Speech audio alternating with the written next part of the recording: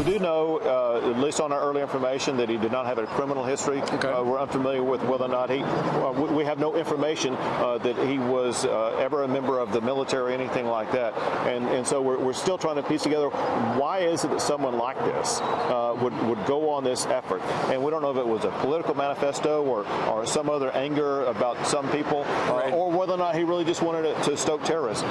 Well, this mystery is still getting deeper. Mark Anthony Condit, he's the man who police believe was behind a series of package bombings in Texas. He's now dead.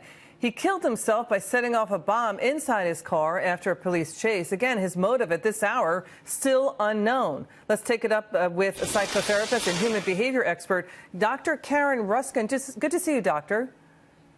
Thank you for having me. So what is a psychological profile of somebody who bombs people?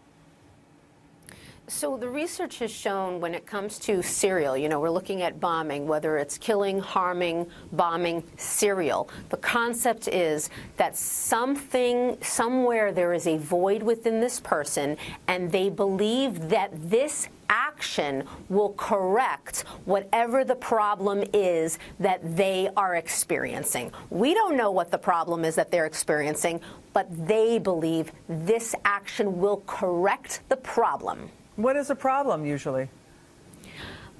We don't know unless we interview the person if they were alive, right? But typically, research has shown in terms of the background of this type is that it stems from childhood.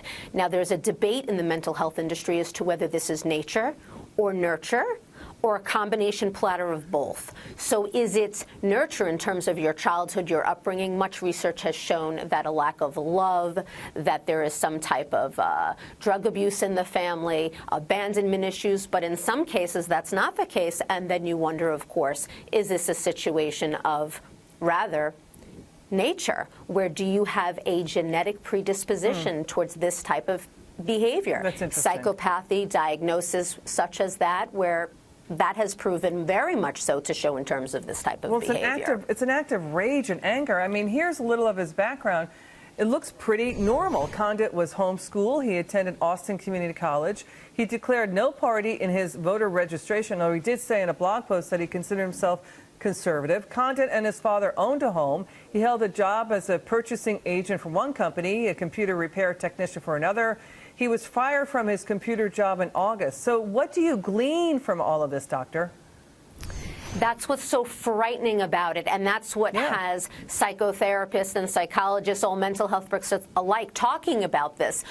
How is it possible that someone seems so normal? Why? Because indeed there are diagnoses that you can present as normal and you have these violent fantasies. So if there is a history of violent fantasies, desire to harm others, that is a key sign that there is going to be behavior that will follow through with those thoughts.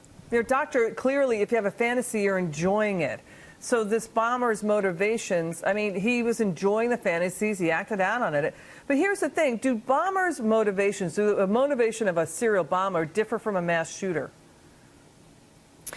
Certainly motivations differ, whether it's a shooter or bomber or any other type of behavior. What type of fear are you trying to promote in others? What type of pain are you experiencing? What is the outcome that you want? So if it's shooting, if it's bombing, how many people can you injure? Is it injure or is it death? What is it that you want? Yes, indeed, the motivation matters in terms of the type of equipment a person uses in order to inflict this type of trauma towards others. Dr. Ruskin, great to see you. Thank you so much for coming on. We really appreciate it.